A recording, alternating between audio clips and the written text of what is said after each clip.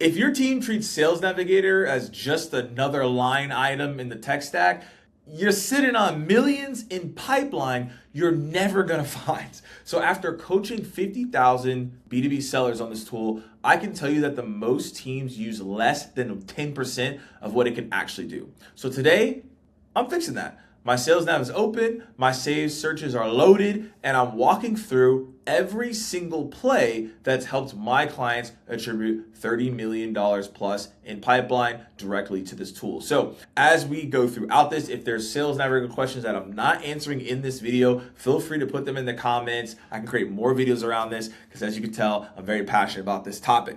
But a little bit about me. My name is Morgan Ingram. I've been in Outbound for the past decade. I have grown my LinkedIn following to around 200,000 followers. And also as well, with these techniques I share, I do them myself. And I own a business, a sales consultancy that focuses on how do you optimize outbound, primarily with Sales Nav, to get the most out of it. So why are we talking about Sales Navigator today?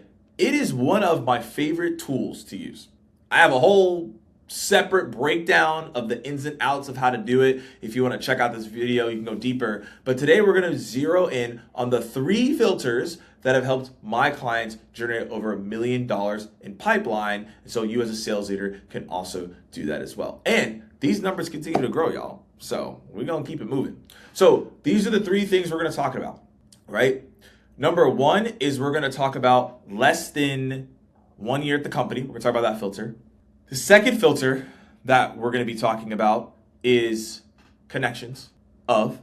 And the third filter that we're going to talk about is posted on LinkedIn in the last 30 days, and then giving you all some ideas of exactly how to take action on it. Most importantly, at the end of the day, the main focus here is that LinkedIn has over 1 billion users. So that's a lot of people, but because it's a lot of people, we need to make sure that we're actually getting in front of the right people in the right way. So that's what we're going to solve in this video, is how do you break through the noise and get in front of these people instead of being like, yo, I have no idea what we're gonna do. So again, let's dive into these 3 filters and let's show you exactly how I do this and how you yourself can start taking action. So with that being said, I'll go ahead and share my screen and we'll dive into some sales nav for you all. And we're going to start here. And as you see, there's obviously multiple different things that we can dive into. But the first one I want to touch on is less than 1 year at the company. So you may be asking, Morgan, why would you focus on that? So the first thing that we want to do is look at this less than 1 year at the company, because we want to find people that have come into the organization that are new. So let's talk about the psychological reasoning on why this filter is important. So the reason why this filter is so important is because if someone is coming into the organization, that means that they're looking to create impact, right? They're looking to create impact. And as they settle in and create impact, we want to reach out to them right time as they build their stack and they're looking to make their mark, right? So what should we look for? So that's what we're going to dive into here. So as you see, if we scroll down here, I'm going to click less than 1 year, and a lot of people are going to come up. I go after sales leaders, VPs of sales. So to make this super simple, I'm going to put VP of sales, and this will narrow down even more. So about 2,500. Now, if I want to pick an account, it'll go down even more. So let's just say I'm looking at, let's look at Amazon. Let's see what Amazon gives us. It may give us nothing, but we're going to see. Okay, great. This is actually a good call out. So Amazon's a massive company, but you'll see here with Tony, right? What I'm looking to do is, since he's a regional VP of sales, he's been at this company for 10 months. So what does that mean? If you've been at the company for 10 months, you've been there for at least a couple quarters to make impact. So you haven't been there for a year yet, but enough time for me to reach out to you. So we want to look between the 4 to 10 month mark. Let's find another example to show you what I'm talking about. So we obviously have Amazon. Let's go to Salesforce. We'll pick another big one, not Salesforce Ventures. I'm trying to trip me up. Hold up. Salesforce, the regular one. So, okay, I didn't find what I was looking for there. Let's just check out some other ones. We'll just pop them up just to show. Okay, this is actually perfect. So Joe, been at the company for 4 months. This is the sweet spot, y'all, because this is where people are going to want to start making moves and trying to find impact. At 4 months, you have had 90 days, which most execs take 90 days in fresh leadership, to survey people internally and ask questions. So now that that is over, this is a great time to reach out to Joe. Now, what you reach out to him with, that's the question I know all of you have. But what we want to do there when we reach out is we want to focus on what would happen once someone has been at this company for 4 months as a VP of Sales Enterprise. What typically happens? So I know what typically happens is you now have an understanding of the territory or the accounts you're trying to go after. You understand the industries you're trying to go after. So I'm probably going to make an assumption and guess is that now that he's at 4 months, he's probably going to be looking for ways to multi-thread and expand into those enterprise accounts. So I could probably offer up an email or a video like that. So sure, we can share a template here on the screen, but I don't want you just to look at the template and just give it to your teams. It's what is the connecting the dots? What's the business acumen that we need to build to convert opportunities? That's more important than a template I'll ever give you, because the connecting the dots will stay with you forever. Templates can always change based on the market, right? So that's number one. That's my favorite one right there. You're going to go down to less than 1 year in your company, and you're going to drill in and make sure that you focus on those months. Now, the second one is connections of. So I'm going to use someone I just talked to, shout out to Bobby. We'll use him as an example. If you are leading a sales team today, even if you're watching this and you're a founder as well, but more importantly for my B2B sales teams here, you should have every single account executive and SDR connect with every single exec on your team, as many customers as you can, partners as well. So those are the 3 tiers, and you should be asking for referrals to build pipeline. This is how a lot of clients I work with, they've built really good relationships, yet they're not leveraging those relationships to build even more relationships. And so what I've done here is, Bobby, we recently worked with his team. So I asked, hey, did you like the service enough? Did you get enough results from the service to do a referral? And most people, if you ask for a referral, according to the data, about 90% of people say yes. So he's like, yes. So now what is my next step? So for everybody watching in, this is how you can build pipeline when you've started to build your network. From the other stuff I've done, that was more cold. This is more, we've built the network and let's leverage the executives. But we're going to talk about the customer first. So I look at the customer.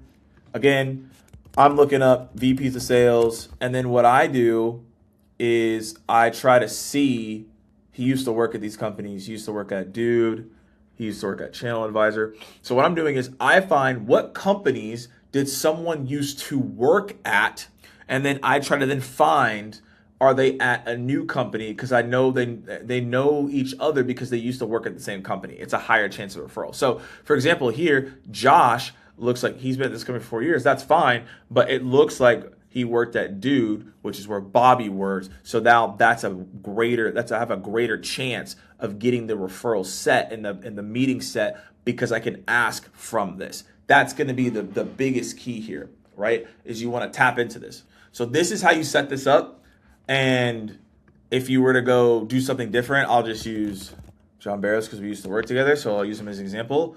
If I was looking for, like, let's say I was on his team again and I was looking for a reference or a referral, then I would go find all the executives that you have internally, your VP of sales, your CMO, whatever it is. And then what you're going to do is ask for referrals into those executives across the board, right? It's going to make your life a lot easier. So again, we have connections of, we have this here, we have the job title, and then now we can go find people in different accounts. I would encourage you just to tap into the target accounts you have and see if there's a match. So if I clicked IBM, they're big enough. Cool. So he knows Victoria, VP of sales. I could see if there's a connection there. You don't have to look at past company. You still can do this, but if they're an exec, their networks are pretty tight, so there's a high likelihood they might know them at the end of the day, just like with anyone, but these are your internal execs. So I would say 3 to 4 names at once. Don't overwhelm them. That's the way to go about it. So that's that filter there. And then the last one is the most key, right? Which is, how do we make sure that people that we engage with and that we go and try to talk to or send a connection request, they respond?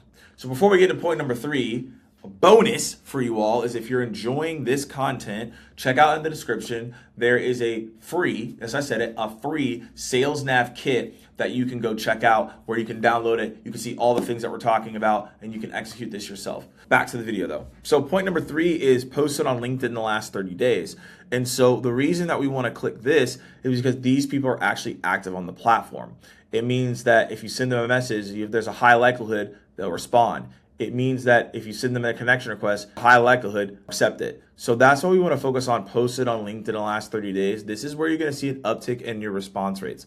We've seen people go from a 3% response rate to a 9% solely because they clicked on this filter and found the people that were actually active on this platform. So for example, if I'm looking to, again, go after the VP of sales, because that's who we're going after, then you'll see right here, I have multiple different opportunities to reach out to these people. So about 7,000 people that are VP of sales that have posted in the last 30 days.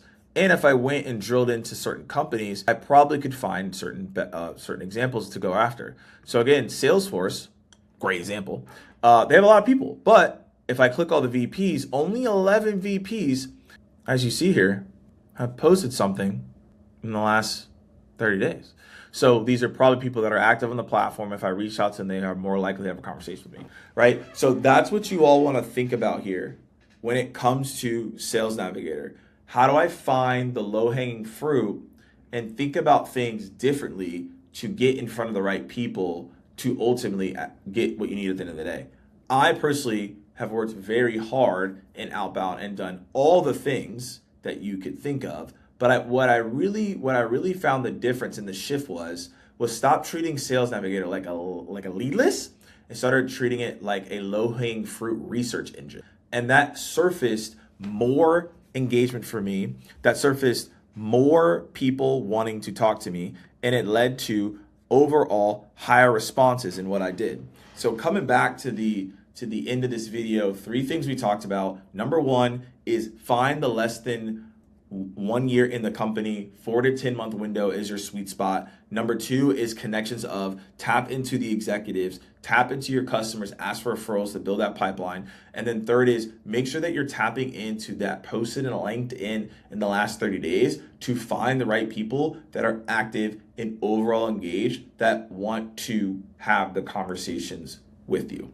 You have those 3 set up, and you're gonna be in a really good spot. So as we wrap this video, feel free to, if you wanna have a diagnostic call with me on how exactly to set this up for your team. If you're like, Morgan, there's a lot of information, that's exactly what we do. We diagnose your outbound tech stack and what you're doing in your outbound motion. We implement a Sales Navigator, messaging, and all the things so you can convert more opportunities and meetings just as these other clients have and contributed to millions in their pipeline across the board. And so hopefully y'all enjoyed this video to go take action, and we'll see you all in the next one. Happy prospecting, everybody.